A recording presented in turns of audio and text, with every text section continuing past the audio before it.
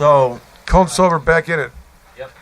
Still surrounded by brilliant stuff. Tony, do you want to tell some jokes? You got 7 minutes. Go do your best act. is Rick coming to do the news? Do you want to do the news? No. Yeah, no, I didn't have the news ready, but I thought, who's doing the news tonight, Michael? Well, we started out, you may have missed at the beginning, we talked a little bit about some new news. The big news. I try to take big news stories, but we talked about the impaired driving commission report, which I thought was important. And did you have some news you wanted to talk about? No, I mean, I was, what's going on with Gretchen and Dana? I mean, what new things have they got themselves into these days? Well, I saw on in the news today that Dana was taking on Line 5, or said it was unconstitutional. yeah, I saw that as well when she said she was going to do that. She What went was pretty solid. Line 5? What was that? That tunnel. Oh, Right. And that Governor Whitmer had halted construction. She gave an opinion today that it was, she agreed with her, and that the halting of it did not violate any of the terms. In short, that's what I would say. That was her thing. Oh, we didn't mention that, like, Dana Nessel said that Donald Bailey DB? needs a new job euthanizing puppies. Euthanizing puppies. the puppies. Is that a career? People do it. New All right, are career. we back on? Yep. We're back on, Steve. All right, Yeah. thank you. What do we think about that? Is that a good comment? The PETA people probably don't like it. Oh, yeah. Yeah. I mean, They it would could not go like with the bone meal, though. It could be. Are you guys coming back at me because I'm Are they vegan feeding again? You want to puppies bring some to vegan plants? shit Is that at me? what's going on? Come on, let's go. Let's go. I'll defend my honey habits. Honey. Honey. The natural sweetener. Everybody's got honey habit around here, I Have think. a cup of tea with Superfood. honey in it It right in is a front of me. superfood. Yes. It's really good for you. Superfood. You know, all right, fine. The only It's substantive plant material, grade. the only substantive really, like we do here, we talked about the report. This report I'm holding up, can everybody see it? Everyone who's out there in Radio Land, can you see it? No. I'm talking about the Impaired Driving Safety Commission report from March 2019 that discussed how there should be no per se number.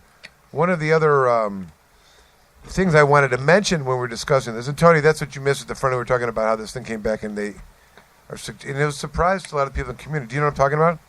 No, I heard you're talking about some type of new opportunity to employ people based up from this industry that you're DRE or something like that. We were talking No. about. Well, what has happened is that really there was two parallel things that are going on at the same time. One was they had a report. They did an investigation that from a commission called the Impaired Driving Safety Commission that was supposed to report back to the legislature as to whether or not there should be a per se amount of THC in the blood that would, like in other states, serve as a threshold by which someone could or would operate a motor vehicle and have that amount in their blood, and then use that as evidence to convict them, or as a per se number, like 5 nanograms. Yeah. Yeah, like the .08 with alcohol. Oh, things of yeah. that That's nature. not going to work. And in Well, no. Colorado, I don't Yeah, think but it- Colorado- different strains and different, just Of because course. you know the Tolerance. yeah, you know it was at that conference that they were doing about breeders last week. You know, all these breeders that actually come up with the genetics and the strains. You know, they were like talking like some of the best cup winners, like at the Emerald Cup, they didn't have the highest THC content. You know, so it just goes to show you that having just a moderate level right in the middle. They grow quality medicine and it would affect you differently, just as getting pulled over like that. Well, also, of course, you could have adjusted days or even weeks before the actual testing. So that's the problem. well, listen. But Here, what we're talking about is the state, the committee that made a recommendation the state not do this. That- And let's they say said this. You can't do this. Let's say this, Tony, that we, and this is all because for you, we have talked about this in anticipation of this happening. Right, And many we did. people within this studio predicted that they would come back with some per se number, despite the Everybody science. did. Despite Everybody the said science. that. Because we knew every study before this Like Right. there's a AAA study that said they should not come up with a per se number. They should instead use. We all said we disagreed with it, but we Right. thought that they were going to they were going to err on the side of this crazy non-science thing Yeah. that It makes it easier for right. them to convict somebody of these crimes if they make it the law. First of all, whether it's true or not, it's accepted. You know, it's difficult to win a drunk driving case. If it is difficult to win a drunk driving case, it's because of the following.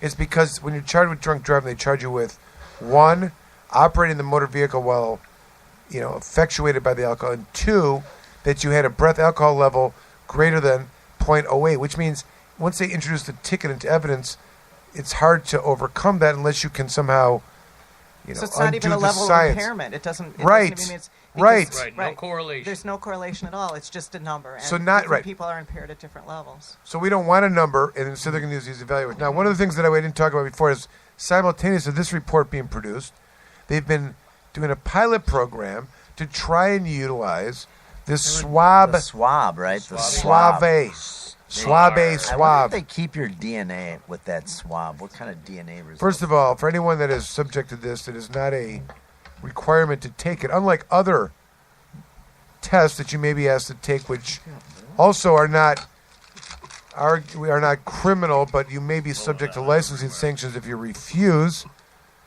The taking of a swab test is not one that would subject you to that. You are, at worst, subject to a civil infraction, but that is not yet the case. It's still in the pilot program. But if there are field sobriety tests that are offered to you, including a preliminary breath test, the portable one, it is not and does not have the same sanctions as the refusal of a data master test back at the station or the breathalyzer at the station.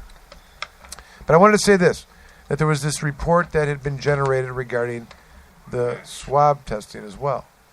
And the conclusion of the report suggests that there be continued research and investment into the program to continue this project. Now, if you read the entirety of this experiment using Michigan citizens in 5 counties as the guinea pigs of this, you'll see that there is the following history that finds us at this juncture of this testing. There's an origin of why and where this particular purported science began. It was at a small police department in some place like Arizona where there's like eight test subjects that they had. From the result of that swab test, 8 subjects, they concluded it was inconclusive. Yeah. So they took Not accurate. Right, of the 8 people, inconclusive. And that is the baseline by which Michigan adopted and decided to go and use in 5 counties this guinea pig study. Now, since they've been doing this for 6 months and produced this report, one of the highlighted areas of the report is that there was 71 or 72 arrests for suspected marijuana. Now, the beginning of the report outlines very important concept in drug testing. It says very clearly, and I think this is How known. did they even get them pulled over to do this? I'll explain that. In this report, some issue. well, Or they could what's stop going on? somebody. DREs. No, they stopped somebody for speeding. Bam. Oh. They stopped Or somebody any for reason. not tail light, Smile for. at you. They got a expired sheet tag, of paper. They just anything. pull the drawer open. And Cross get it over the out. fog line. Not only I'll that, tell you. License plate light out. Steve knows all the reasons, right? Yeah. Name them all, Steve. Yeah, We tell could us. go down the list. It Now- could be it's an old Possession show. of- Really. Probably Meeting hurts plans. them now because they have to have the cameras in their cars, so like they probably can't say, "Oh, you did swerve," but the camera didn't show the swerve. Is that concerning? here you go. How about this one? Let me answer that real easily. That could be. Here's the rule of law. They can be mistaken.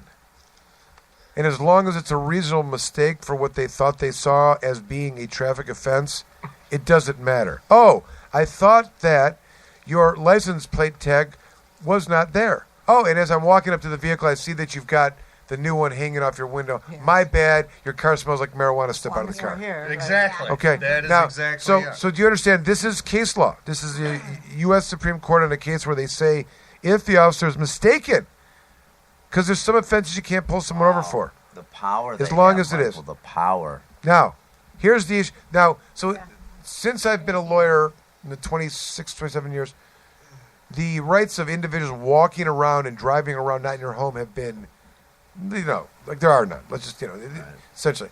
But there was this one really important case in the middle office is that if and when they pull you over, even if it's for a mistake, they can only keep you there for the reason that they pulled you over. In other words, so there's something to that. If they pull you over for a ticket, they can't utilize that as a basis to investigate. In any period of time they keep you longer than what it would or should take to finish the task of ticketing you for what's pulled over is what cannot take place. But I want to return to the swab test and the circumstances as it relates to this Impaired Driving Safety Commission. Tony, what these reports say? These reports say the following. We're not going to have a Is there percent. data in them, Michael?